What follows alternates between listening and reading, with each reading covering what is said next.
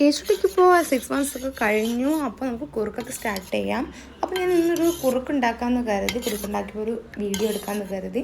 അപ്പോൾ അതിന് വേണ്ടി ഞാൻ ഏത്തയ്ക്ക പൊടിയും ചെറുപയർ പൊടി പിന്നെ നമ്മുടെ കുവരക്, അപ്പോൾ ഇതെല്ലാം കൂടെ ചേർത്തിട്ടാണ് കൊടുക്കുന്നത്. അപ്പോൾ ഞാൻ കരിപ്പെട്ടി ആണ് യൂസ് ചെയ്യുന്നത്. കാരണം ഒരുപാട് പേര് പല അഭിപ്രായങ്ങളും പറയുന്നുണ്ട് കേട്ടോ.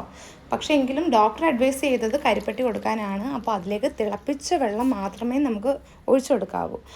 പിന്നെ അതുപോലെ തന്നെ നമ്മൾ റൂം ടെമ്പറേച്ചറിൽ ഇരിക്കുന്ന പാത്രങ്ങൾ തന്നെ കഴുകി നമ്മൾ ചൂടുവെള്ളത്തിൽ സ്റ്റെറിലൈസ് ചെയ്ത് വെച്ചേക്കുന്ന പാത്രങ്ങളിൽ തന്നെ പ്രത്യേകം നമ്മൾ കുറുക്ക് തയ്യാറാക്കാൻ ശ്രദ്ധിക്കണം. അതുപോലെ തന്നെ നമ്മുടെ സ്പൂണായാലും ശരി എല്ലാം നമ്മൾ നല്ല രീതിയിൽ സ്റ്റെറിലൈസ് ചെയ്തിരിക്കണം. പിന്നെ ഞാൻ ഈ കുവരകും ചെറുപയർ പൊടിയും കൂടെ ഉള്ളത് മിക്സ് ചെയ്തിട്ട് ഞാൻ അരിപ്പ വെച്ച് അരിച്ച് മാറ്റി വെച്ചിട്ടാണ് ഞാൻ മറ്റേ ഏത്തയ്ക്കാപ്പൊടി വേറെയാണ് ഇടുന്നത് കേട്ടോ.